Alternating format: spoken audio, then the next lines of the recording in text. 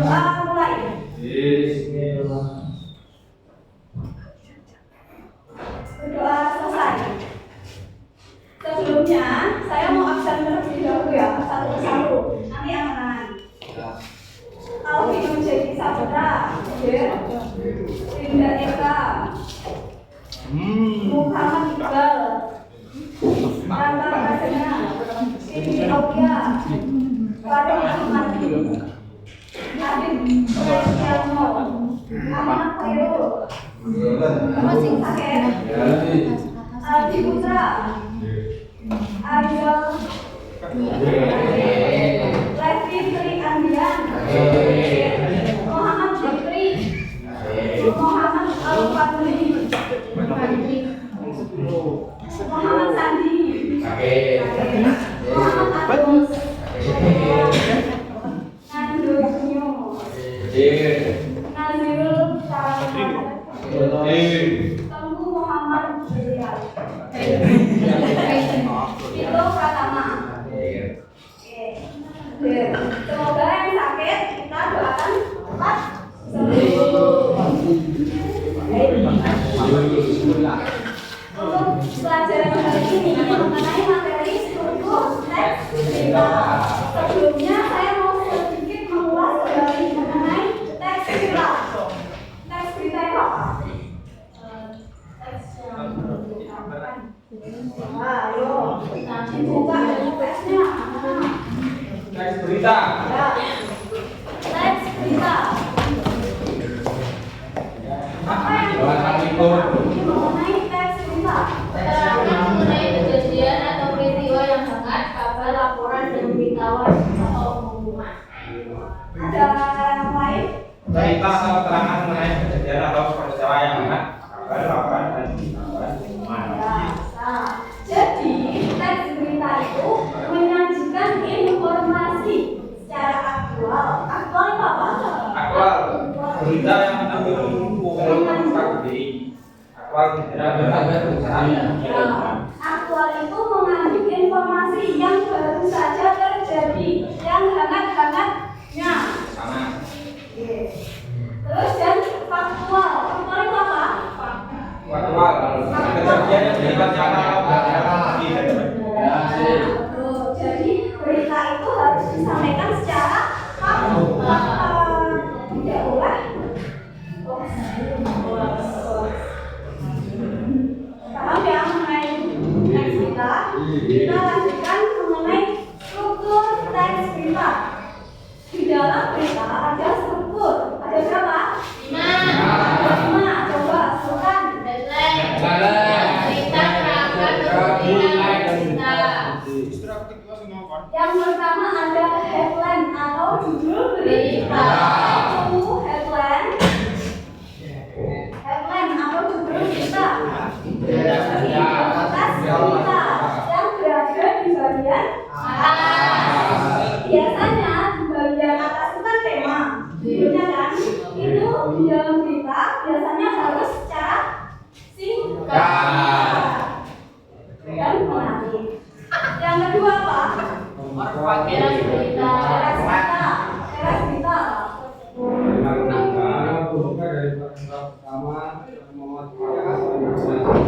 Nah, tuh. Teras berita yaitu kalimat pembuka di paragraf pertama. Ada judul, terus kan biasa dilanjutkan dengan kalimat paragraf pertama.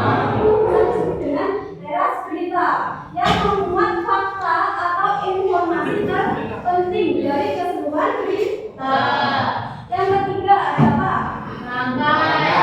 Apa itu perangkai?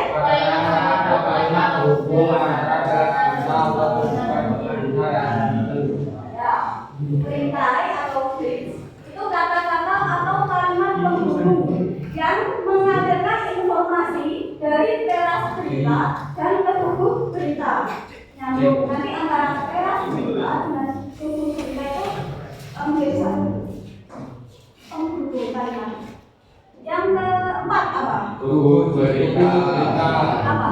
Nah, coba Rian. Rehan. Rehan. Kalimat atau paragraf yang merupakan lanjutan Kemungkinan dari Lena, Sulina atau pembuka PH. Oh, jadi pembuka ini berisi kelanjutan dari teras kita tadi atau pembuka dari yang dijabarkan dan terperinci berikutnya. Kan namanya berita, sebenarnya bagian-bagian berita itu berada di dalam cara lengkap yang mengandung informasi yang benar.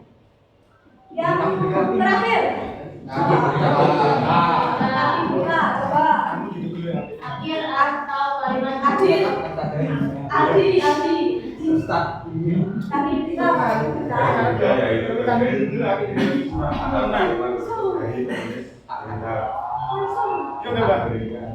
Malah itu ngapain tuh ya? Ya, tapi cerita itu bagian akhir dalam suatu cerita yang bagian bawah sendiri biasanya, yaitu kalimat penutup dari penulisan berita atau bisa dengan ekor berita yang berisi kesimpulan dari pembuka atau dari struktur kalimat tadi. Ada yang bingung kan? Mengenai struktur. Ini biasanya kupingnya sudah, iya, jadi kan ini kan kita lanjut ya. Kita eksekusi terlebih dahulu. Semua berdiri. Menghadap ke selatan. Menghadap ke selatan. Maju ke depan. Maju. Ya. Tangannya diangkat. Udah temennya kalian. Sangat berarti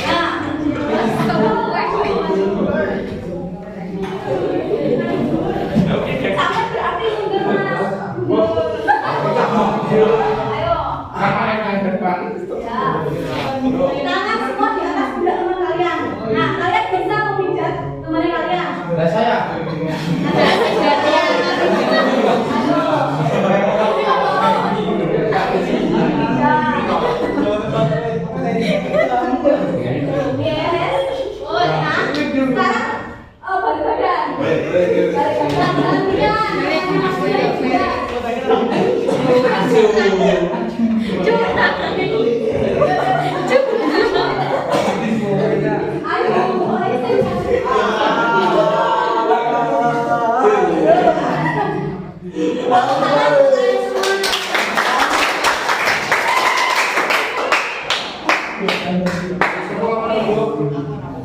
Kita lanjut. Ini adalah contoh teks cerita yang sudah saya susun sesuai dengan struktur teksnya, teks cerita. Sebelumnya ada yang mau baca? Saya dulu ya. Tidak. Oke. Yo. Ya, teman. Dijalankan akibat banjir di Jakarta yang berwarga masih. Banjir melanda beberapa wilayah di Jakarta setelah hujan deras turun selama lebih dari 2 jam pada Kamis 2 tanggal 11 hari 11 tanggal 2 bulan 11 malam. Ribuan warga terpaksa mengungsi ke tempat yang lebih aman akibat tingginya debit air yang mencapai 1 meter di beberapa titik. Menyikapi situasi tersebut, pemerintah Provinsi DKI Jakarta segera mengevakuasi warga dan mendirikan posko darurat di berbagai lokasi. Banjir mengenangi kawasan pemukiman, jalan raya, dan fasilitas umum di Jakarta Pusat, Jakarta Timur, dan Jakarta Selatan. Badan Penanggulangan Bencana Daerah atau BPBD DKI Jakarta melaporkan bahwa lebih dari 3.000 warga telah diungsikan ke beberapa tempat pengungsian yang tersebar di berbagai wilayah, termasuk gor dan sekolah-sekolah. BPBD juga bekerja sama dengan pihak kepolisian dan TNI untuk membantu proses evakuasi dan distribusi bantuan berupa makanan, selimut, dan obat-obatan. Kami mengutamakan evakuasi untuk lansia, ibu hamil, dan anak-anak yang terdampak banjir. Ujar Kepala BPBD DKI Jakarta Indra Wibowo. Banjir di Jakarta bukanlah peristiwa baru, terutama saat musim hujan ini. Musim hujan tiba, wilayah ini sering mengalami banjir akibat kondisi geografis yang rendah dan buruknya sistem drainase di beberapa wilayah. Musim hujan tahun lalu juga menyebabkan banjir besar dengan lebih dari 10.000 warga terdampak. Hingga Jumat pagi, cuaca di Jakarta mulai cerah dan banjir di beberapa titik telah berangsur surut. Namun, BPBD mengimbau warga untuk tetap waspada karena posisi hujan deras. Potensi hujan deras masih diprediksi akan terjadi dalam beberapa hari ke depan. Warga diminta tetap memantau informasi dari BMKG terkait cuaca dan potensi banjir. Nah, itu tadi kalimat berita. Kita analisis. Coba yang pertama mengenai judul bagian atas sendiri, yaitu hujan lebat akibatkan banjir di Jakarta. Ribuan warga mengungsi. Judul ini sudah jelas apa belum? Ya. Sudah. Dan memberikan informasi. Ya, enggak berikan informasi kan? Jadi bukan banjir di Jakarta. Yang kedua, pada paragraf kedua berisi teras berita. Teras berita yaitu bagian ini adalah inti dari berita. Ini intinya dari berita. Kemudian ada perintai atau bridge, yaitu apa tadi perintai menghubungkan teras berita dengan berita lebih lanjut. Kalian tahu nggak ini? Menyikapi situasi tersebut, maksudnya menyikapi situasi tersebut tadi dalam paragraf kedua. Ini kan bridge atau berita kan menghubungkan antara teras berita dengan lebih lanjut. Menyikapi situasi tersebut. Ini kan sudah menyikapi situasi tersebut kan berada di bagian ini, di bagian teras berita. Nyambung gitu ya. Terus ada apa setelah bingkai? Ada suhu berita. Suhu berita diisi apa? Aul. Siapa ini suhu berita? Memberikan detail tambahan mengenai dampak banjir tersebut. Bisa diisi beritanya, lebih menjabarkan. Beritanya itu dijabarkan di bagian teras berita. Ini biasanya di bagian paragraf setelah peringkat. Biasanya di bagian paragraf ketiga. Yang terakhir yaitu kesimpulan atau berita. Biasanya di bagian paragraf yang paling akhir karena berisi kesimpulan dari peristiwa yang terjadi. Dari sini ada yang menanyakan enggak? Paham? Sebelumnya saya akan bagi kalian menjadi 3 kelompok. 1, 2, 3, 4, 5 sama ya satu kelompok. 1, 2, 3, 4, 5 sama Adit. Adi. 1, 2, 3, 4, 5 Pak Asima. Ini ada. Tolong ketua kelompok maju ke depan. Mengambil blok. Sudah saya siapkan.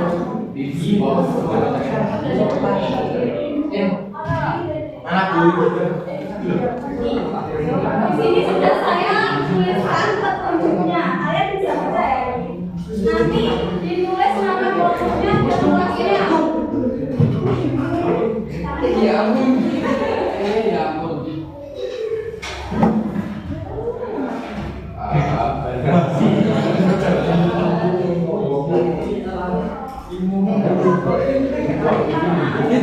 Di dalam blog itu sudah ada susunan kalimat. Nanti kalian susun. Di dalamnya juga sudah saya kasih double tip. Tinggal bagaimana anak-anak sudah selesai? Selanjutnya kita akan mempresentasikan. Kalian mempresentasikan maju ke depan dan membacakan agar teman kalian tahu apa yang kalian kerjakan. Dari mana dulu? Kelompok 1, 2, 3 ada yang mengajukan diri? Saya. Oke. Awas. Mana teman yang maju? lanjut foto. Itu lanjut foto ya bro ya. Wah, meja. Meja lah ya. Assalamualaikum. Assalamualaikum. Assalamualaikum warahmatullahi wabarakatuh. Waalaikumsalam warahmatullahi wabarakatuh. Saya Iqbal. Kami dari kelompok 3 merepresentasikan berita yang telah kami susun. Yang pertama, judul pemerintah resmi menunda rencana kenaikan pajak juga di kedua, teras berita pemerintah Indonesia mengumumkan penundaan rencana kenaikan pajak yang awalnya dijadwalkan dibuat pada tahun 2024 sebagai respon terhadap kondisi ekonomi yang stabil. Yang ketiga, brief. Putusan ini diambil setelah pertimbangan masukan dari pihak termasuk pengusaha dan masyarakat. Banyaknya eskalasi bahwa kenaikan pajak akan menambah beban ekonomi dengan pemotongan akar. Empat, badan negara badan berita.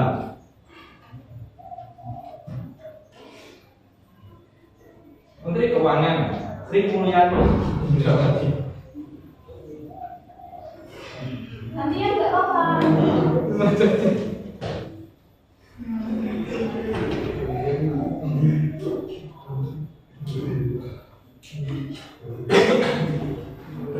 Menteri Keuangan Sri Mulyani Indrawati dalam konferensi pers yang digelar pada Jumat 3 November 2023 mengatakan bahwa penundaan ini akan memberi ruang bagi masyarakat dan pelaku usaha untuk beradaptasi. Kami memahami bahwa saat ini banyak sektor masih berjuang untuk pulih. Oleh karena itu kami memutuskan untuk menunda rencana ini, ujar Sri Mulyani. Dia menambahkan bahwa pemerintah akan memfokuskan perhatian pada program pemulihan ekonomi dan memberikan insentif bagi sektor-sektor yang terdampak. Kami akan mempercepat program bantuan sosial dan mendorong investasi untuk menciptakan lapangan kerja tambahannya. Beberapa ekonomi menyambut baik keputusan ini, namun mereka juga mengingatkan perlunya perencanaan yang matang untuk ke depan. Penundaan ini bisa menjadi peluang bagi pemerintah untuk merancang kebijakan pajak yang lebih berkeadilan dan berkelanjutan, kata ekonom senior Afiliani.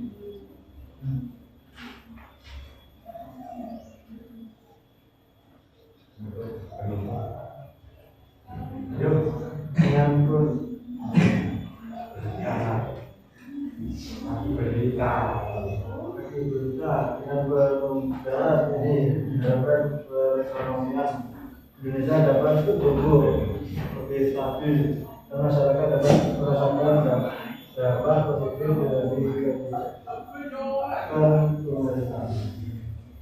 Sekian dari kelompok saya. Terima kasih. Ada kurang dan lebihnya, maka maaf. Terima kasih. Assalamualaikum warahmatullahi wabarakatuh.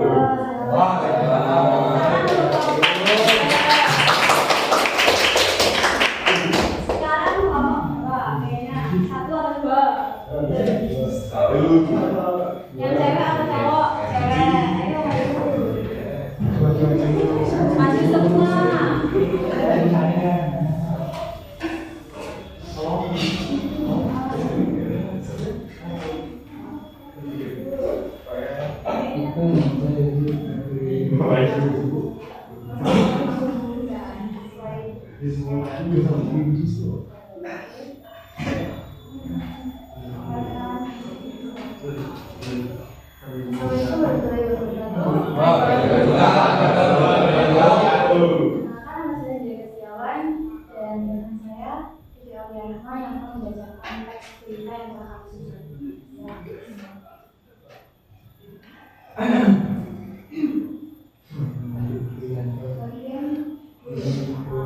Lebih judulnya reformasi pemilu. Komisi Pemilihan Umum umumkan perubahan sistem suara.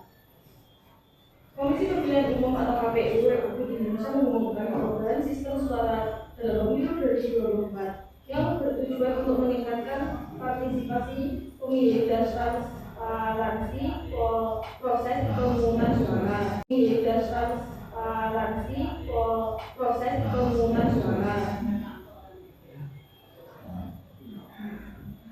Perubahan ini dilakukan setelah banyaknya keluhan dari masyarakat mengenai konversasi sistem suara sebelumnya. KPPU berharap dengan sistem baru ini pemilihan akan lebih mudah memilih cara memberikan suara ke berbagai perangkai. Bagian berita, menurut Ketua KPU Hasyim Asyari, sistem baru akan menggunakan teknologi digital yang memungkinkan pemilih untuk memberikan suara secara online dan langsung di tempat pemungutan suara atau TPS. Kami ingin memastikan bahwa semua pemilih, terutama generasi muda, dapat berpartisipasi dengan lebih aktif.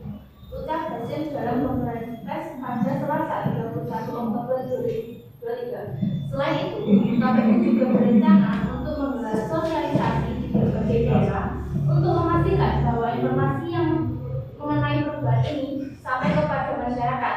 Kami akan bekerja sama dengan berbagai lembaga untuk menyebarluaskan informasi ini. Tambahnya, dengan perubahan ini KPU berharap dengan meningkatnya partisipasi pemilih pada pemilu mendatang akan membangun kepercayaan masyarakat terhadap proses demokrasi di Indonesia. Itu adalah tadi berita. Nah, coba dikasih tahu teman-teman kalian. Yang pertama, saya kaget mengenai jawabannya karena tidak urut. Seharusnya kan judul, terus teras berita, kemudian perintai. Tapi kelompok 2 ini kebalik. Tadi jawabannya benar sih, tapi kebalik dalam penyusunan. Karena dulu yang agak masih itu, jadi kita jadi kita kali menulis berita itu harus urut ya, sesuai dengan strukturnya. Oke? Paham ya? Oke, sekian dari kelompok kami. Wassalamualaikum warahmatullahi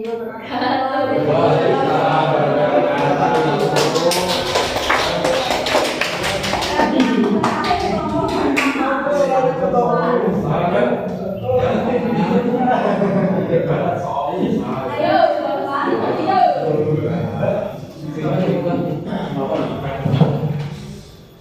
ayo masuk ke depan.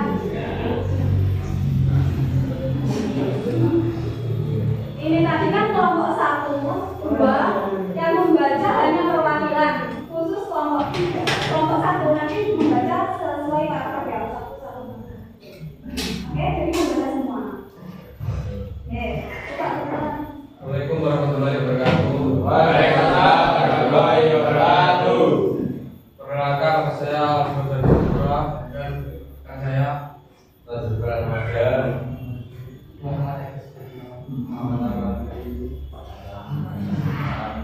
ingin menyampaikan teks berita yang sudah kami buat dan saya susun sedemikian rupa. Yang pertama, judul gempa bumi magnitudo 6,5 mengguncang Pulau Sumatera. Pulau Sumatera diguncang gempa bumi berkecepatan 6,5 pada skala Richter pada Senin 30 Oktober 2023 sekitar pukul 14.30 WIB waktu Indonesia Barat. Pusat gempa terletak di 45 km barat daya kota Padang dengan kedalaman 10 km.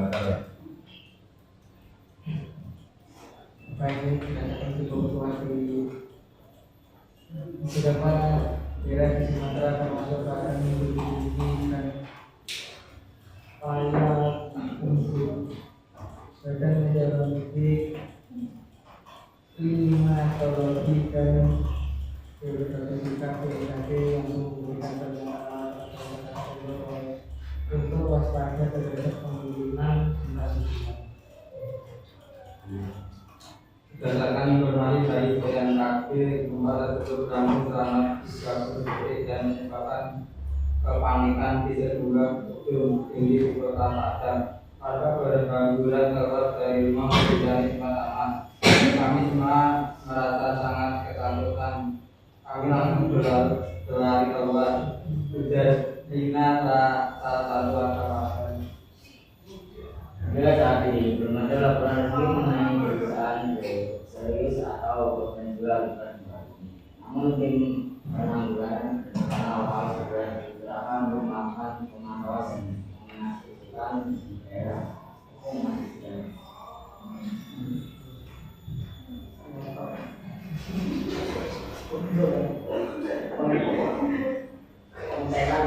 Pengecekan di daerah terdampak. BMKG menghimbau masyarakat untuk tidak tenang dan mengumpulkan informasi masyarakat juga diminta untuk menghindari bangunan yang tidak kokoh dan pada dalam kemungkinan gempa. Ya, sekian dari kelompok kami. Mohon maaf. Assalamualaikum warahmatullahi wabarakatuh. Waalaikumsalam warahmatullahi wabarakatuh. Aku mau tanya ya, kalau Pak Fahri tadi baca bagian mana? Beres berita atau bentuk berita?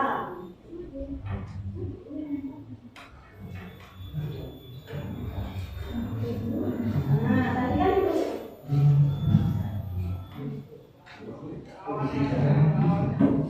Apa?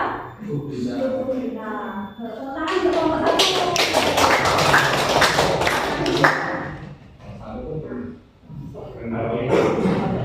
Jadi sudah paham ya mengenai struktur dalam teks berita? Halo? Sudah paham kan? Ada yang ditanyakan? Jika tidak ada yang ditanyakan, sudah paham kan? Ada yang ditanyakan? Jika tidak ada yang ditanyakan, saya ingin menyimpulkan sedikit mengenai struktur teks berita.